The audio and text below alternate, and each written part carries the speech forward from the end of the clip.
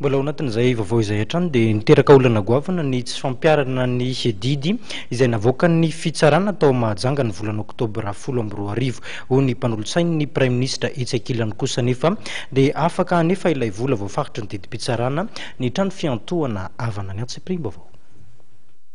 Ny tsy fanatanterahana ny didy navoaka ny fitsarana tao Mahajanga ny volana oktobra 10 ary namafisina ny jolay 1 taona mbola tsy na prime ministre ny Jean-Omer Berzik nofototra napitatra ny raharaha araka nambaran'ireo mpanolotsaina ny prime ministre. Ansaran'ny prime ministre no mijery ny hoe manara-maso ny fanatanterahana ny didim-pitsarana. Le premier ministre veille à l'exécution des décisions de justice.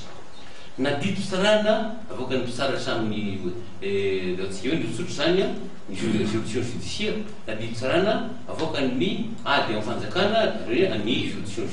administrative ny conseil d'état. Zavatra hita masy amin'ny fotoana zao raha dia mahita mihitsy afaka miteny aminareo araka zao be dia be ny didim-pitsarana avoaka ny conseil d'état na avoaka ny juridiction administrative na ataontsika avoaka ny juridiction judiciaire ngamba zay sy tanterahana ary indrindra tsy tanterahana ny fanjakana asa 6 millions ianao ve zao mitsotry ianao zao manao prestation zany ianao asa ataontsika hoe takan'izao zao ngamba misy nahitahitako zao de ilaza ve tiako primature fa de hoe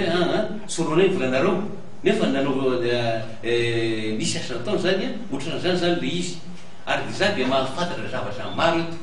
na mikasika ny fanjakana na mikasika ny commune io misy doro zany jery zany aloha de fantatra ny jetra nisy zany zavatra zany fa izao.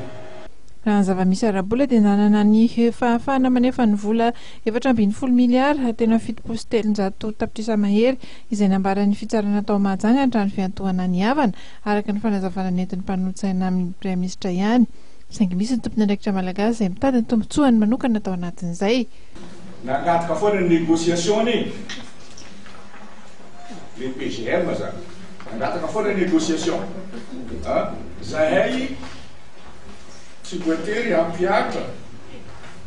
ity voaloha aminay ndray mandeha na indray mipoaka zany le 14 milliards fa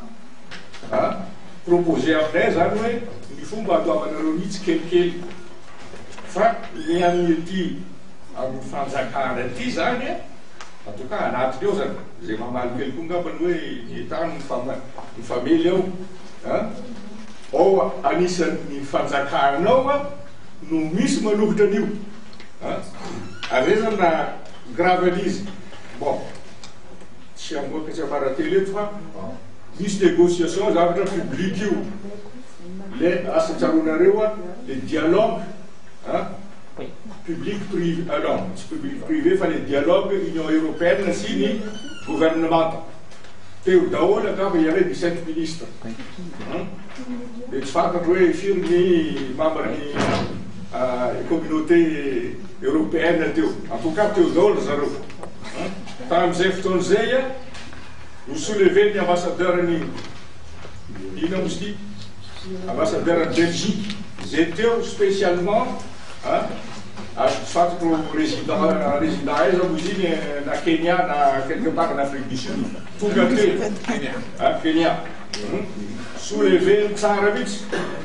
zay tsy ambaratelo zay tsy hoe tsy ambaratelo mpanjakana zay fa zavatra officiel io any amin'ny rapport any jerevanareo ny soulevé tsara mihitsy hoe mba réglé io zavatra io rehefa ny fanjakana zany misy ko c'était le 6 novembre dialogue zay soulevé io de ny soulevé ko les représentants européens tsy mety mihitsy tsy mety mihitsy ianareo tsy manana tanteraka ny didim-pitsarana en plus ny ino mozy ty mba tsisy crédibilité ny fanjakana gasy surtout zany amin'ny garantie des investissements voilà aza tsara mihitsy any zany ary voatonona tsara mihitsy io PGM io tam'izay fa tsy narahiny io zany zay tena marina zany on a toujours cherché le moyen mba tsy afahan'ny société aro non société niavana ite andoa